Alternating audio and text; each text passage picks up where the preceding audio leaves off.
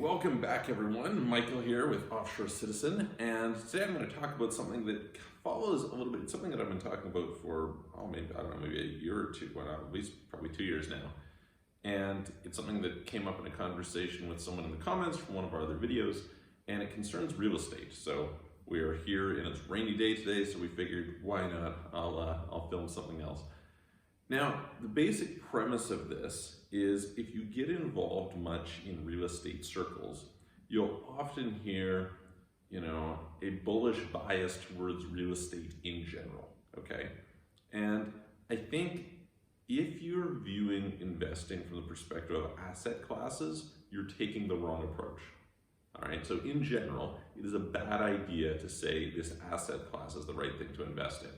So an example of this I would see on various different groups, say for online business or whatever, somebody would say, what should you invest in? People are like, oh, Bitcoin, real estate, this. It's like, look, guys, there are times when any of those things is really horrible, and there are times when those things can be really good, and there are ways in which you can invest in those things which are good, and you can invest in those things in ways that are poor, okay? But I think what I want to talk about today is about the macro. And what I mean by that is the macro environment has changed quite a bit since, let's say, the early 80s, okay? So in the early 80s, what was the situation? You had very high interest rates, right? For example, 18% on bonds. Now, if you could buy a government bond at 18%, you were doing pretty well, right? Especially if you could lock that in for, say, 7 years or something. You're like, sign me up. I'm going to go and grab this. But the truth is, at the same time, there was a lot of major companies that were trading at 3x earnings. So those were also like, hey, sign me up kind of deals, right?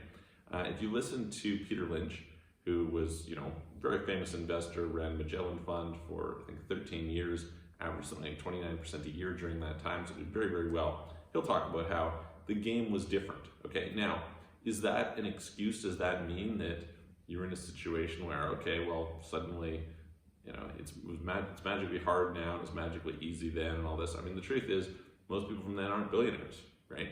So obviously, there's something to be said for still doing it well in spite of what's going on there. In fact, as I recall, if they look, although Magellan Fund itself had performance that was very good, if you looked at the average investor's return over that time in Magellan Fund, it was dramatically worse. And the reason was they tended to buy in and sell out at the wrong times, okay? So we can go into a whole thing about investor psychology at some other future date. Right now I want to talk about real estate. If we look at real estate has done mostly remarkably well from, let's say, the 70s until around the 2008 financial collapse, okay? Sometime during that range, real estate did very well. And unfortunately, that, I believe, kind of misprogrammed people to focus on the long term of the asset as opposed to the underlying economics. And the underlying economics over time will always drive something like real estate. In the short term, it won't necessarily. You can do all kinds of things in the short term. That's more like supply and demand situation. But in the long term, as well as negotiation and some other factors, but in the long term, this is the factor that will be the primary driver, okay? So what's the relevance here? If we look at what has happened over, even from the early 1900s, or kind of, maybe like around, let's just call it the 1900s in general, up until early 2000s, somewhere in that range, what we've seen in real estate, the environment is fundamentally different than what we had seen previously throughout history, and probably what we will see going forward. So there is a theory that gets thrown around. It's this horrible, horrible statement, as far as I'm concerned, which is, hey, on average, real estate doubles every 10 years. This is just a horrible statement, because you have to ask yourself, well, hang on, why is something going up? And in particular, why is it going up in excess of the rate of inflation? So if you look at, I think it was Robert Shiller, famous economist who created the CAPE ratio, did a lot of back testing and research, et cetera, and found that over the long period of time, real estate tends to basically match inflation. Now, obviously, you can have some cash flow and above that, okay, so maybe you do a little bit better, but you're not going to get this dramatic return that we've seen at some periods of time, in particular, kind of starting around the 70s, 80s somewhere, and then going up until around 2008, okay? Again, loose numbers, and as I've mentioned in some of the other videos, there is no such thing as the real estate market. There are many real estate markets. So, I'm generalizing here across an asset class, which is pretty inaccurate. But I want to demonstrate how the underlying economics have changed, okay? So here's just the basic question. Okay, real estate requires that people live in it for the most part, okay? But there's an affordability piece of the equation. Now, if you've got an affordability piece of the equation, meaning, people can only afford to pay so much, they're not going to speculate much. The difference between real estate and stocks is that stocks, you can buy a smaller and smaller piece of the company, and that can then drive the price up over time. In real estate, that's not the case. You're buying a house and you're living in it, right? Maybe you're going to go and you're going to buy a piece of land, and the land's going to get chopped up. You're going to maybe rezone it. All this kind of stuff can happen to some extent. But by and large, any given unit that you're going to buy is not going to fall into those dynamics. So where is the money coming from? This is, like, to me, one of the basic questions that a lot of people don't ask is, like, if you go out, especially when you're early, new in investing, somebody might promise you. I remember the aha moment for me. It was somebody wanted to borrow money on a piece of real estate. It was in around 2000, maybe November 2008, something like that. And they were having a problem. They were going to have a property foreclosed on. They could get the financing renewed, but there was a gap that needed to be filled there of, I can't remember what it was, $30,000 or $300,000. It was, I think, a $3 million property or something. Anyway, apartment building. And so anyway, they came to myself and my family and said, hey, look, could you lend this money? And so I gave them outrageous terms. I was like, it's 2% a month, and you're gonna do this, this, and this, and if you miss a payment, it's going up to 4% a month, and really aggressive stuff. And they're like, ooh, that's kind of steep. Let me go and check and see if I can get this cheaper money, otherwise I'll come back and I'll take it. Well, in the meantime, I went and did some research, and I realized it was impossible for them to make that payment. It was impossible. The only way that it could happen, because the rent wasn't sufficient to cover it, would have been that the property would have appreciated dramatically. It was probably not going to appreciate enough, and then would need to be refinanced. So it turned out, the aha for me was just like, you have to ask, if somebody's promising you a rate of return, you have to ask, where's the money coming from? I've had some people I was talking to recently, it's like a common scam that I'll hear. And they come and they're like, oh, you're going to earn 100% a month. Now, is it impossible to earn 100% a month? No, it's not impossible. But typically, nobody who can earn that, or very, very few, there's almost no cases that you will find that somebody will be looking for investment, certainly not large amounts of investment at those rates of return. And again, you just have to ask the question, where is the money coming from, right? Where is the money coming from that can possibly produce this? And then you have to put that into the context of a market and realize that if you can earn that with any reliability, especially with low risk, then you're not going to have a shortage of money. In fact, money's going to pile into those opportunities, and you're going to end up very quickly having that return eroded. Okay, that's kind of where efficient markets somewhat work. Is over time that tends to happen. All right, so now let's get back to this whole thing about, does it double every 10 years? So the thing is, it did more or less double every 10 years. That's the problem. Whether it's 10, whether it's 12, whether it's 8, something like that, you had this fairly consistent growth in real estate.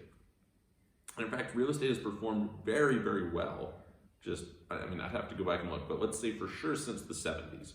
I would argue less so if you kind of look at, okay, the height of around 2007, 2008, and then even to the present, not so well. Although after real estate markets kind of bottomed, depending on where you are, around 2011, 2012, somewhere there, and then have had in some areas a fairly decent uptick. Again, depending on where you are, right? I was in Estonia, and I think I gave the stats, it had gone like 9% a year or something like that. So very, very good numbers. By the way, doubling every 10 years is approximately 7.2% a year. Okay, so that would be kind of the appreciation. I can tell you most markets lately have not been doing that. Some of the major markets have, some smaller markets have, some have done a little bit better, etc. But by and large, expecting that is an unreasonable thing. And I'm going to explain to you why. So here's the basic concept. We've had a very unique set of variables throughout history. And I mean literally on a historic basis, this has never really happened before during the last approximately 100 years. And these factors have placed an abnormal demand on real estate, okay? So let's go through what they are. Well, first of all, it was not that normal by historic standards, if we go really far back, for people to own property. Like, property ownership in and of itself is a fairly new thing, right? The idea that you'd have these markets and you'd buy and sell, etc. Of course, people would have houses, but they would typically, it wasn't like there was a market for houses, okay? There wasn't a market for farms the same way. Not to say that there wasn't some buying and selling that took place, but this is a comparatively new thing if we look throughout the span of history, okay? Since we started to get that, we also didn't have established credit markets, okay? Yes, of course, you know, kind of early debt markets formed in Venice and, you know, hundreds of years ago, but those were not robust markets that were easily accessible to average people. So it's a pretty new thing that you can go and get a mortgage on a property. Historically, you would just buy it with cash. What does this mean?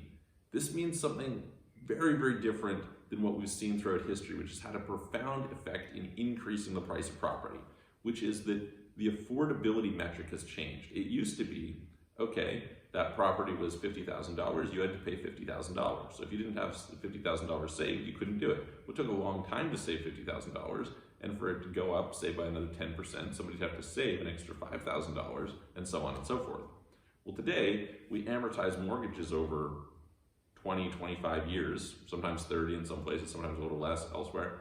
But, you know, something like that. And in fact, in some cases, it's interest only. It's like a never-ending mortgage. And what does that mean? Well, that means you simply don't have to pay as much. You're just stripping this down to a monthly payment. When you have a monthly payment, now you're just focusing on the affordability per month, not what the total cost of the property is. This means that you can afford to pay for a much more expensive property. As you can afford to pay for a more expensive property, it all of a sudden means that property prices go up, okay? So that's a very unique thing. Number two,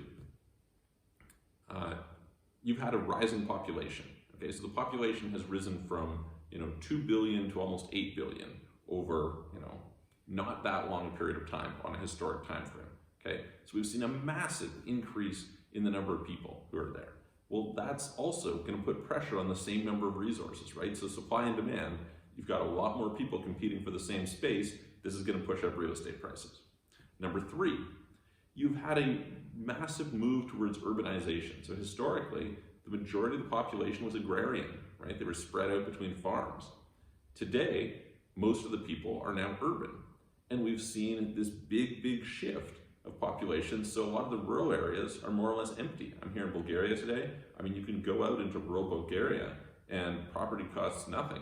Here in Sofia, where I am now, I mean, the area that I live in, it's 2,000 euros a square meter and higher. Kind of that's the average. And as you get more expensive, elaborate properties, you can pay more, which I think I've seen 5,000 in some cases. So very, very different price dynamics, okay? And so of course, if you were in that environment where there was, you know, very little space for a lot of people coming in, the prices went up. That's the nature of it. Again, pretty unique throughout history.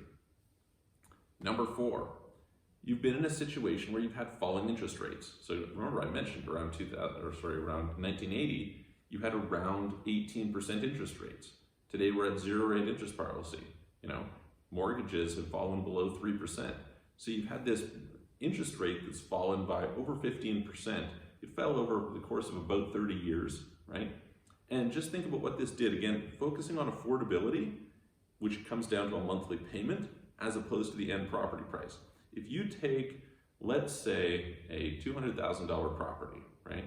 And you say, okay, I wrote a $200,000 mortgage, and you amortize that over 25 years at 18%. Then you go and you take the same amount and you amortize it at 3%. The amount is so much lower that it's astronomical. I'd have to go into the math. I didn't do it, unfortunately, in advance for this video. But the bottom line is what you ended up paying. It might look like the price has gone up a lot because the purchase price has gone up a lot, but the amount paid over the lifetime of the mortgage hasn't gone up nearly as much. So yes, it is up, but it's not up by that much, okay? And that's a very, very significant factor, again, in driving up prices, okay? Why do I tell you all this? Why is this important? Because all of these trends are coming to an end, all right? So number one, the refined credit markets relate to how much debt service people have. So people historically just didn't have a lot of debt, right? Today, people are leveraged up to the hilt. Again, it varies by market. There's people with more debt, some with less, etc. But you know, a typical affordability is you say, okay, well, maybe I can have debt service of 40, 44-ish% of my income, right? Well, in a lot of markets, you've already surpassed that, or you're near that level. So how much more can people leverage up? If they can't leverage up anymore, that's not going to be a factor that's going to push up prices. Whereas when they were at zero, there was a lot that they were able to leverage up. Okay, so that's the first thing. Second thing is population. Populations are stabilizing a lot more. Now you do have in-migration in some of these areas, which is helping to offset low birth rates. And so there's certain markets where that's useful. You know, Canada, the US, some of these places where you see, I mean, if you look at markets like Vancouver in Canada, you see the inflow of Chinese. So you have had some of that, right? And you still continue to have some of that. But certainly on the macro, when we're looking at the broad market, it's not happening nearly as much. You're going to see some places are growing at the expense of other places. We'll probably continue to see population rise about until 2100. That's kind of the estimates, you know, and we're going to find out there's a lot that could change in that time, obviously, but the best demographic estimates at this point in time suggest population will rise to, I believe it's around 10 billion by 2100, and then, you know, we're probably going to be more or less stable as births and deaths kind of counterbalance each other. Now, of course, lots of technology changes can alter that and a bunch of things, but just let's not expect that the population rise is going to drive up your prices. Next, what comes after that? Well, you've got this urbanization trend, right? So people have flooded from the rural areas into cities, but the reality is that they can only do that until the urban areas are mostly empty. Then what? You know, then you stop having that pressure of urbanization. I have a belief, possibly, that we're going to start to see, to a certain extent, some reversal of that pattern, which has a negative effect on those prices. How does this work? Well, historically, why did people move into cities? People moved into cities because of the fact that there was jobs there, and that was kind of the first main thing, and then there were services available there that were not available elsewhere. So I grew up in a small town, 10,000 people, and to give you some idea, we had a movie theater with one screen. By the time movies came to that theater, often they were already available on VHS at the rental store. Now, you know, as a kid, we didn't have a toy store in town. As we got kind of computers, we didn't have good computer stores. We didn't have good shopping of all different types. So it was a big deal for us to drive into the main city 3 hours away and do our, you know, Christmas shopping or whatever. Today, that's not the situation. Today, you don't need a movie theater because you have Netflix, you have the internet, you have Amazon, and you've got, you know, connectivity through the internet to be able to work from anywhere.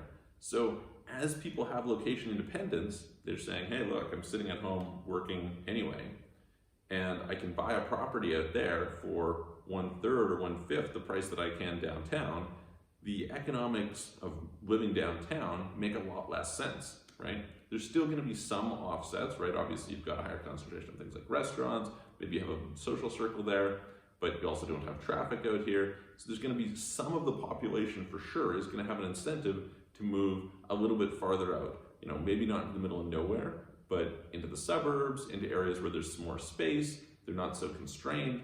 That's going to have a negative effect on the areas that have become highly concentrated due to the need for people to move in for jobs, etc. Okay, so you've got all of these trends are threatened. Okay, now does this mean that you shouldn't invest in real estate? No, absolutely not. Does it mean that real estate won't go up? No, absolutely not.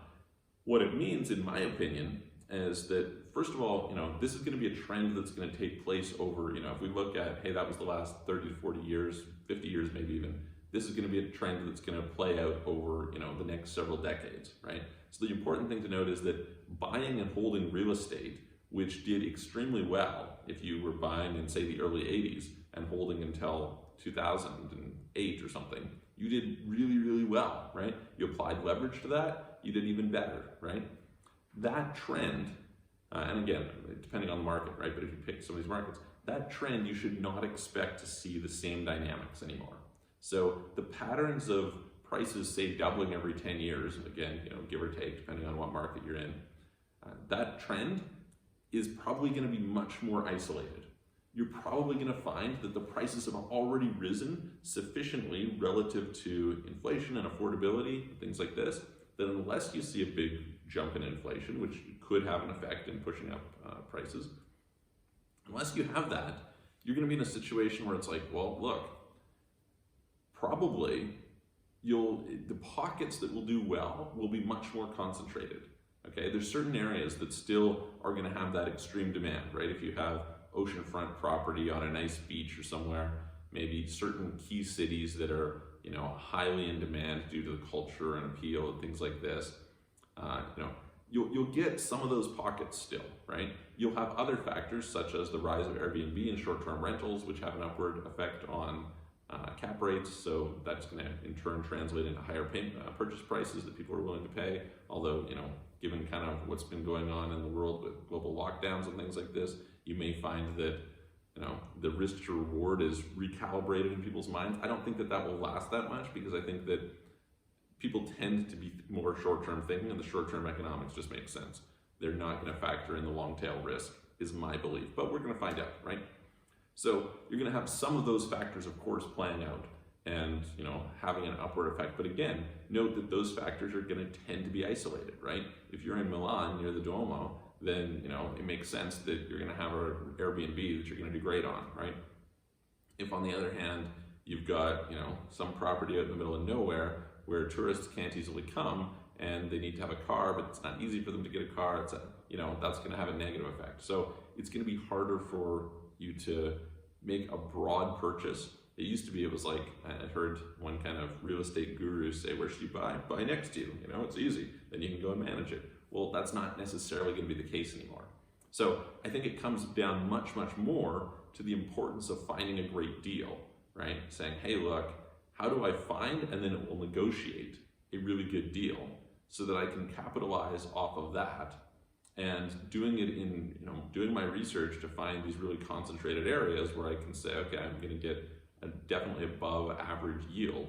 And based on that yield over time, I should expect the economics to work out that some investors are going to be willing to come in and buy it from me at a higher purchase price than you would normally due to the cap rates. And that's going to play out. So those are just like some basic thoughts that I think are important, thinking long-term about real estate, thinking that if you're interested in investing in real estate, by all means, there's plenty of opportunities, and there will probably be plenty of opportunities. People are still going to need a place to live, etc. But the capital appreciation side, I think, is going to be much more concentrated, and you're going to want to pay a lot more attention to where are those little areas that you can have supply shortages relative to high demand that's continual demand.